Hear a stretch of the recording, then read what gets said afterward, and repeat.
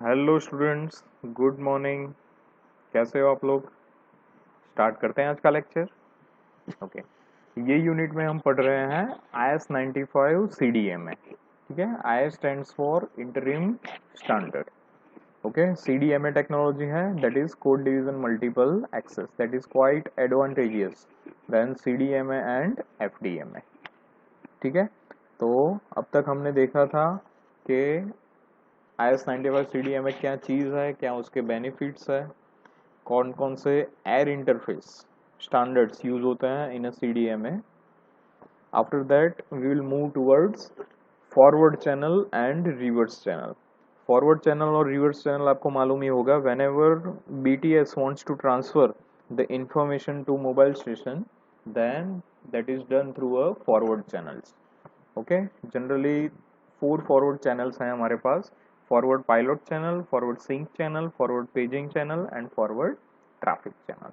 Okay, सबका हमने कैसे वो काम करते हैं और क्वांटिटीज उनकी कितनी होती है वो सब हमने देखा था, कैसे उनमें वॉल्स कोड लगाए जाते हैं, because each and every channel is multiplexed with each other.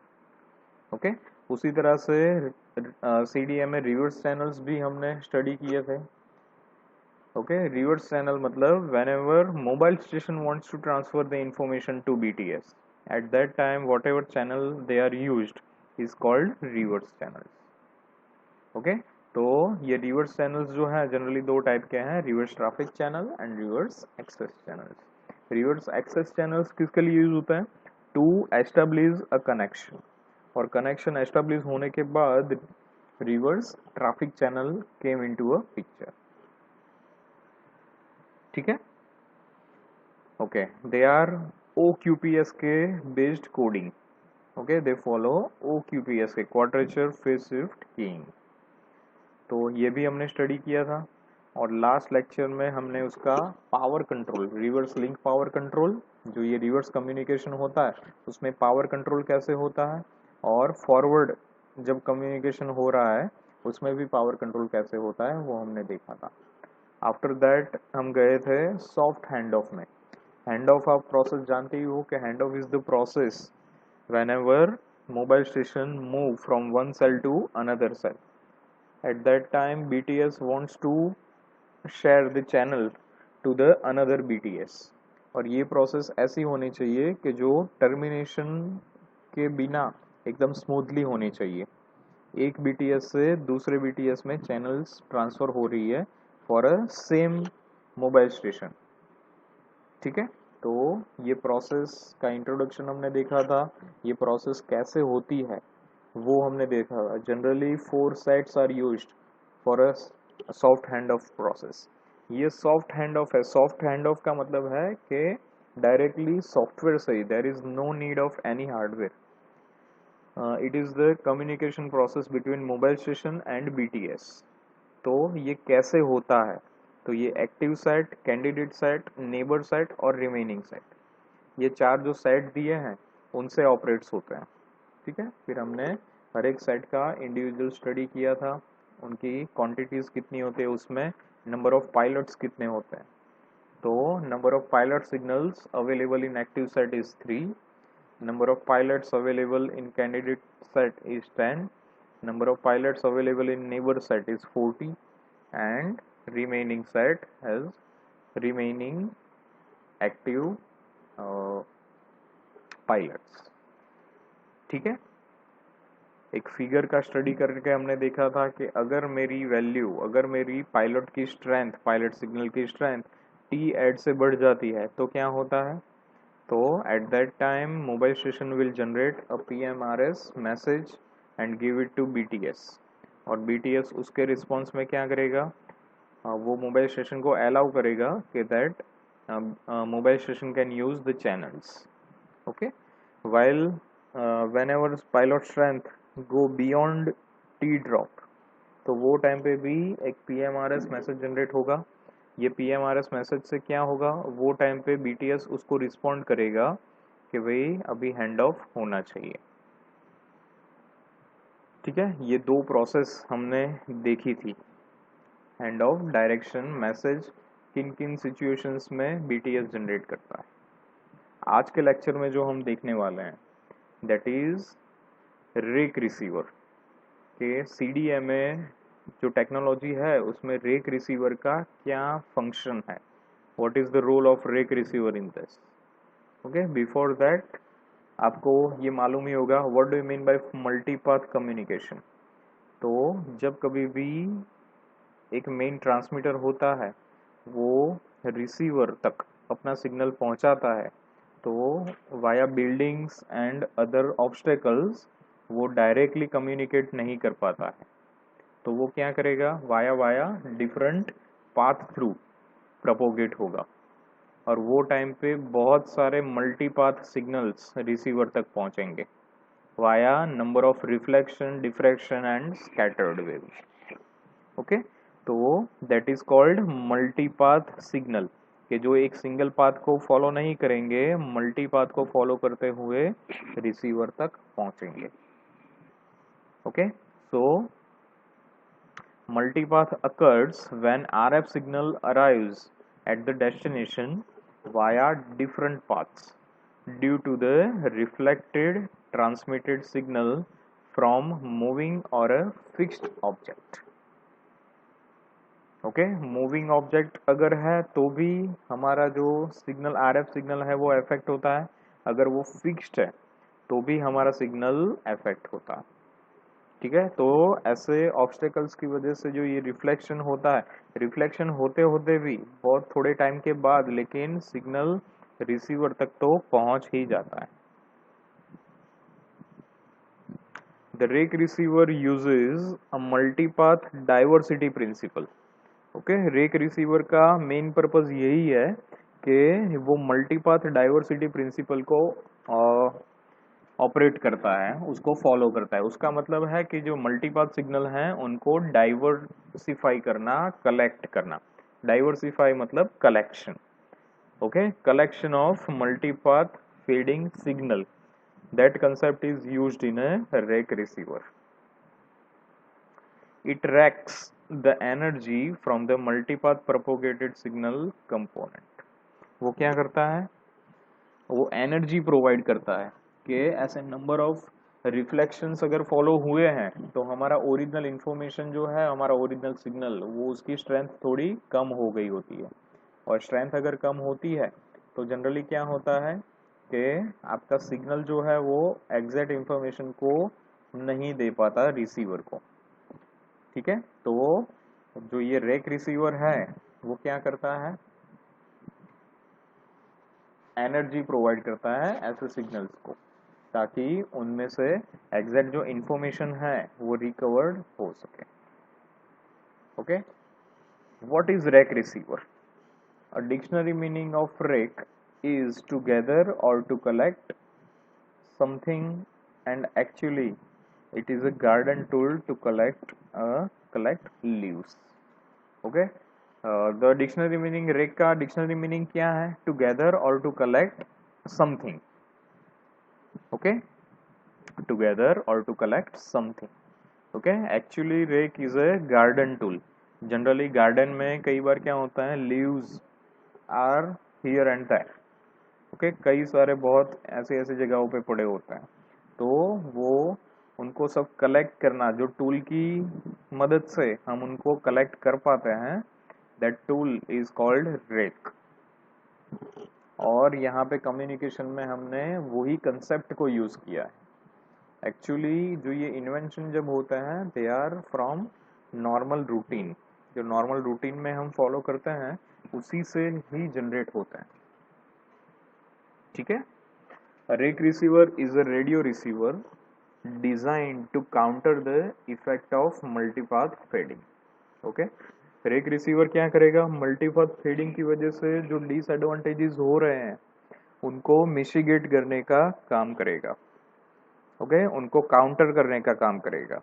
मतलब जो ये इंफॉर्मेशन जो है वो अलग अलग आ रही है आपके पास, उन सबको कलेक्ट करेगा और उनकी वजह से जो प्रॉब्लम हुई है उनको सॉल्व करने का काम करेगा, this multipath fading. Several sub receivers called fingers are used। Okay, एक रिसीवर में क्या होते हैं, सब रिसीवर्स होते हैं, और वो सब रिसीवर्स को हम फिंगर्स बोलते हैं। ठीक है, क्योंकि जनरली जब ये रेक का टूल नहीं था तब क्या होता था, अगर हमें लीव्स को कनेक्ट करना है at that time we are using our fingers. तो वही कंसेप्ट को यहाँ पे कम्युनिकेशन में भी यूज होता है। ठीक है, तो अलग अलग जो सब रिसीवर्स होते हैं वो अलग अलग रिसीवर्स अलग अलग सिग्नल्स रिसीव करके ले आते हैं, तो उनको हम बोलेंगे as a fingers. Rake receiver attempts to collect the time shifted version of original signal by providing a separate correlation receiver for each of the multipath signal। ठीक है, तो कई बार क्या होता है मल्टीपाथ फीडिंग में कि सिग्नल आपका एक टाइम पे पहुंचे ऐसा जरूरी नहीं है। लाइन ऑफ साइट कम्युनिकेशन है तो सिग्नल आपका ट्रांसमीटर से रिसीवर तक बहुत ही जल्दी पहुंच जाएगा। ओके, वाइल अगर सिग्नल ने दूसरा कोई पाथ फॉलो किया है, नंबर ऑफ रिफ्लेक्शंस, उसको 5 नंबर ऑफ रिफ्लेक्शन मिल रहा है, तो वो direct as compare to direct feeding signal late पहुंचेगा। उसी तरह से कोई एक तीसरा सिग्नल है जिसको 10 ऑब्स्टेकल्स फॉलो करना है, 10 ऑब्स्टेकल्स से रिफ्लेक्शन मिला है, तो वो उससे भी ज्यादा लेट पहुंचेगा। तो ऐसे टाइम शिफ्टेड वर्जन्स हैं हमारे पास मल्टीपाथ फीडिंग में सिग्नल के। ठीक है, तो ऐसे जो मल्टीपाथ मतलब अलग अलग सिग्नल्स होते हैं उनको कलेक्ट करके उनको टाइम शिफ्टेड करना, that is the main function of this rake receiver. ठीक है, ऐसे अलग अलग जो सिग्नल्स हमारे पास आते हैं उनको कलेक्ट करके उनको एक ही टाइम पे रखना, that is the function of rake receiver. मतलब जो पहले पहुंचा है उनको लेट करना, ठीक है, और जो लेट पहुंचा है उसको थोड़ा टाइम शिफ्ट करना, आगे करना, तो ही दोनों के टाइम हम इक्वलाइज कर पाएंगे और सभी सिग्नल से हमें इंफॉर्मेशन निकालनी है। ओके, ताकि हमारा कम्युनिकेशन एक्यूरेट हो। तो ये सब काम है रैक रिसीवर के। ब्लॉक डायग्राम है देखो इसका। Okay, generally correlator, code generator, channel estimator. Okay, ये सब क्या आपको दिख रहा है, दे आर क्लोज लूप।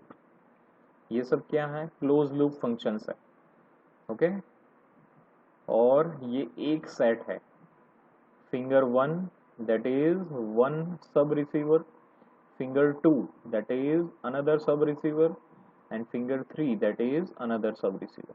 सब रिसीवर का फंक्शन सेम होता है, they are a same pattern, they follow the same pattern, so they are follow the same direction।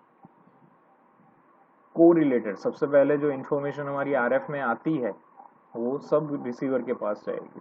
ठीक है, तो सबसे पहले काम आता है कोरिलेटर का। कोरिलेटर क्या करता है, it despreading and integration to user data symbols.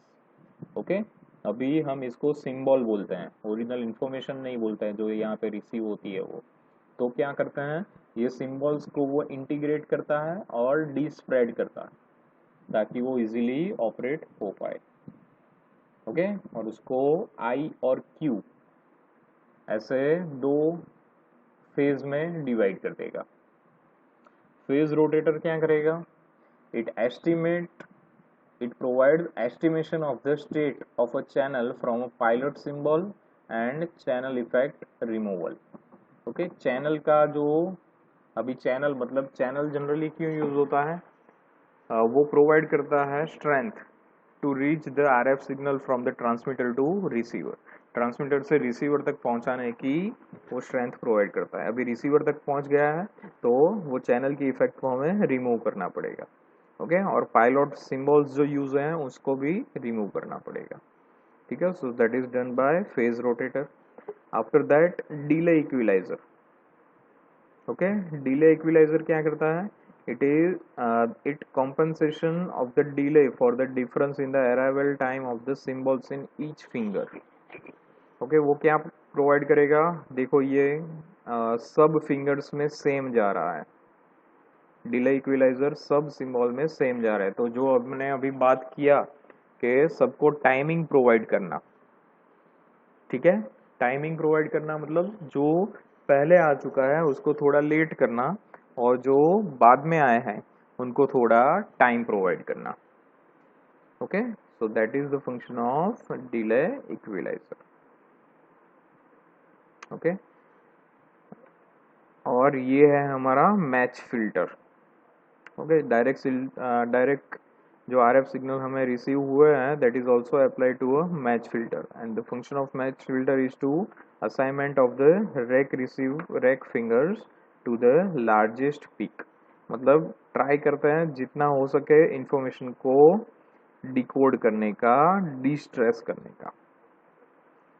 उसके बाद क्या होगा, जो हमारा फाइनल एक आए हैं सिग्नल एक ही लाइन पे एक ही टाइम पे सबको भेजने के बाद, ये कंबाइनर क्या काम करेगा, सब फिंगर्स के आई एंड क्यू लेवल को कंबाइन करेगा। I of finger 1, I of finger 2, I of finger 3 that is combine with one block, and Q phase जो अनदर फेज हैं उनको भी कंबाइन करके क्यू डालेंगे। दोनों में इंफॉर्मेशन सेम होती है, सिर्फ क्या रहता है दोनों का फेज अलग अलग रहता है, ठीक है। So it's a simple block diagram of rake receiver. How does it work? So the output of each correlator are weighted to provide a better estimation of transmitted signal than provided by single component. Okay, correlator का एक और काम भी है channel estimation. Okay, weighting provide करके channel को estimate करता है, मतलब उनको amplitude भी provide करता है estimation के process through. Demodulation is then based on a weighted output of m correlators, m number of correlators, ठीक है। मेनली कोरिलेटर का ही ये काम है, डिस्प्रेड्स प्रोवाइड करना एंड ऑल दैट।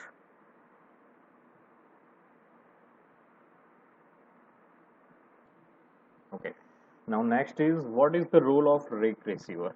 उसका रोल क्या है? तो जनरली आपको मालूम ही है कि वो क्या करता है, अलग अलग मल्टीपथ फेडेड सिग्नल्स हैं उनको कलेक्ट करता है और इंफॉर्मेशन उसमें से डिकोड करता है। तो the role of rake receiver is to equalize the effect of multipath की इफेक्ट को इक्वलाइज करता है, spread out the individual echo signal of the multipath. Okay, echo signals जो इफेक्ट करते हैं उनको भी लिमिट करता है। Each signal is then delayed according to the peaks found in receiver signal. Okay, जो डिले का प्रोवाइड करता है क्योंकि टाइम सिंक्रोनाइजेशन करना पड़ता है। So these are mainly three role of rake receiver. Now uses of rake receiver कहाँ कहाँ पे यूज होते हैं? तो CDMA and WCDMA radio devices uses this. Okay, mobile phone wireless LAN जो डेटा कम्युनिकेशन के लिए भी अच्छा है, और जो मोबाइल फोन्स अभी हम यूज़ कर रहे हैं वो वॉइस कम्युनिकेशन और डेटा कम्युनिकेशन दोनों ऑपरेट करते हैं, ठीक है। तो CDMA and WCDMA both are used in that. Clear? Radio astronomy, okay, radio signals का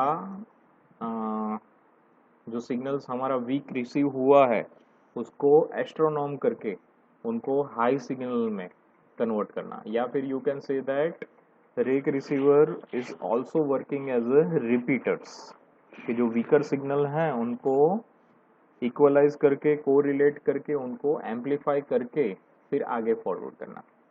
सो that is the function of rake receiver. What are the advantages of rake receiver? Improved signal to noise ratio, noise को बहुत ही control करता है। Improved performance, obviously के अगर ये rake receiver नहीं होगा तो क्या होगा, मल्टीपाथ फेडेड सिग्नल्स हमारे मिलेंगे तो एग्जैक्ट इंफॉर्मेशन को रिकवर करना थोड़ा मुश्किल हो जाएगा। Okay, so that are the main advantages of rake receiver. Though it has advantages, it has some disadvantages also.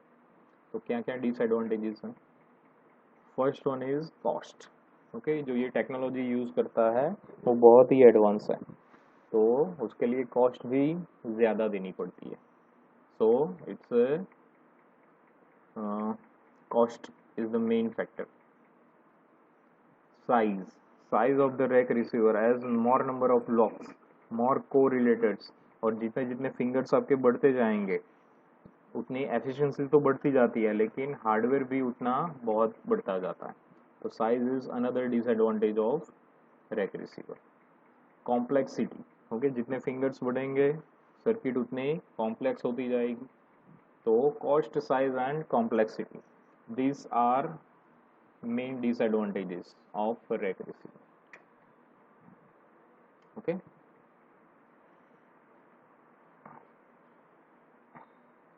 now next जो another technology है CDMA, that is CDMA 2000 technology जो बोलते हैं, जो हम जो अभी हमने आगे CDMA की देखी उससे एडवांस वर्जन है ये CDMA 2000। तो CDMA 2000 is an extension of IS-95 CDMA designed for providing the service requirement of 3G। Okay, 3G का जो डेटा रेट है वो प्रोवाइड करने के लिए CDMA का IS-95 CDMA है उसमें चेंजेस करके CDMA 2000 का इनॉग्रेशन हुआ है। It supports both circuit switch and packet switch data and multiple supplementary and dedicated channels optimized for a different multimedia applications।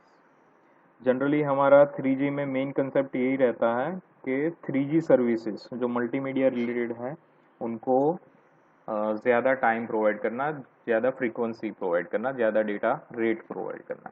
तो for this purpose number of channels भी ज़्यादा है और circuit switching and packet switching both concept are used in CDMA 2000। CDMA 2000 is backward compatible with IS-95B, including most of the infrastructure, and its deployment constitute a simple upgrade to a IS-95 network. Okay, another advantage और जो हमारा mission है CDMA 2000 का यही है कि वो उसके लिए कोई अलग से इंफ्रा इंस्टॉल करना पड़े तो वो क्या हो जाएगा, दैट इज़ क्वाइट कॉम्प्लेक्स और महंगा भी बहुत पड़ेगा। तो IS-95 का जो नेटवर्क ऑलरेडी एस्टेब्लिश हुआ है उसी में अपग्रेड करके CDMA 2000 को इनिशियलाइज कर सके, ऐसा होना चाहिए और ऐसा ही है।